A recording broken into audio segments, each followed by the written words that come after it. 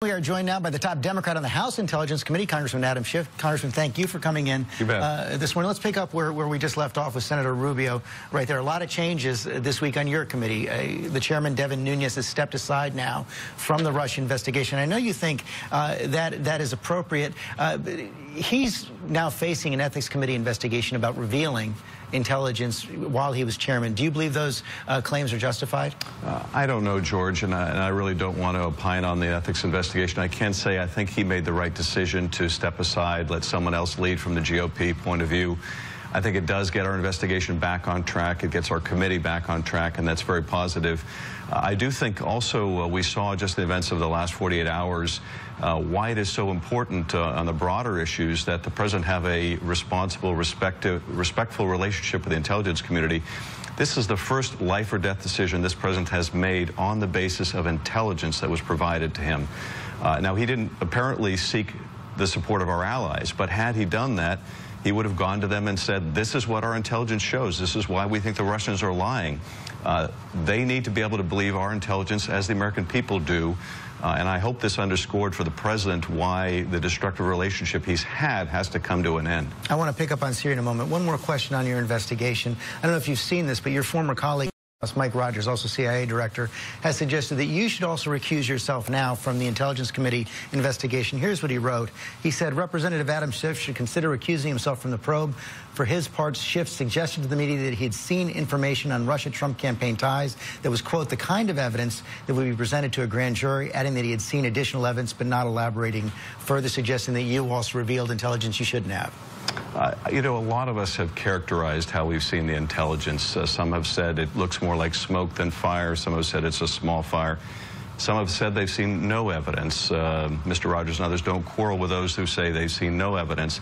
I don't think that's an accurate assessment, and I certainly don't think I can let it stand.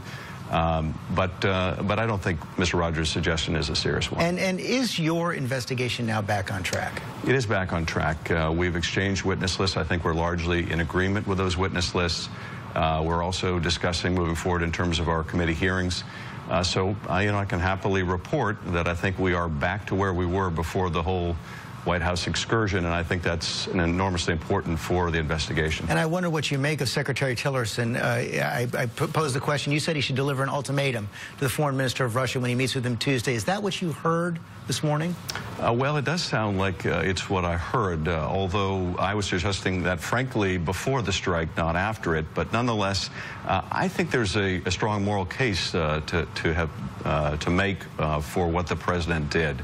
Stronger now, in fact, than when President Obama faced that same situation, because when President Obama did, and I think the use of military force always has to be the last response, not the first, he was presented with a diplomatic alternative that the Russians put on the table. And I think you exhaust all those diplomatic alternatives. That ultimately didn't work. The Russians didn't sufficiently enforce it. Assad violated that agreement. And I think that makes the answer to that Syrian father's question, how can the world allow this to go on, that much stronger today than it was in 2013. But I don't think, George, it should have been done without congressional approval. I don't think, frankly, Obama should have put troops back in Iraq or in Syria without congressional approval. I don't think this president should have taken that strike without congressional approval. I also think that... Doesn't he have the inherent right under the Constitution to do that? I don't think so. I don't think so. Now, you can certainly argue, and President Obama did, that if this is limited, if it's not full warfare, that he has the Article II power to do that. I also think, frankly, that Congress has itself to blame here. We've sat on our hands for years. I've introduced an authorization to use force. I couldn't get a single vote on it. No one could. And so we have weakened our own role in the checks and balances. I think Congress needs to step forward immediately. But do you think Congress could even come close to agreeing on a use of force resolution at this point? You know, I do, and I always have, and I have for years. It's certainly not easy, and what I propose that we do, because there are certain Republican red lines and Democratic red lines, we're not going to allow a resolution that doesn't have a sunset. We've seen the problem with one that has gone on indefinitely now. The Republicans don't want to see one that limits the president's hands geographically.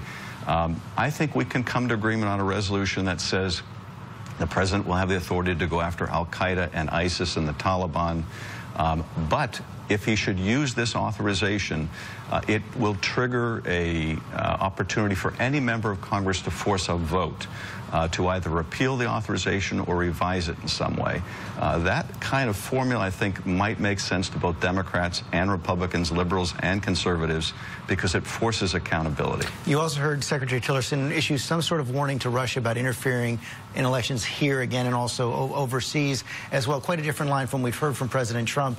In the past, is it going to be possible to reset our relationship with Russia as long as your investigations are still outstanding? I don't think our investigation is the obstacle to a different relationship with Russia. I think Russia is the obstacle. Their interests are not aligned with ours, except in very narrow areas. Certainly they're not aligned in their invasion of Ukraine and their possession of Crimea illegally. They're not aligned in Syria, where their primary object, contrary to what the president has said, has not been going after ISIS. It's been going after the moderate opposition to the Assad regime. They're not aligned with respect to NATO, which they want to see weakened. They're not aligned in Europe, which they'd like to see dissolved. So those are the impediments, not our investigation. Was Russia complicit in the chemical weapons strike? Absolutely, they're complicit. Russian intelligence may not be as good as ours, but it's good enough to know the Syrians had chemical weapons, were using chemical weapons, and indeed, if the Russians had a presence on that airfield, and even if they didn't, they're smart enough to know exactly what's going on. They're better positioned to know in the sense that they have people on the ground in close proximity, working in close concert with the regime. I think absolutely they know what the Syrians are doing. Congressman Schiff, thanks for your time this morning. Thank you, George.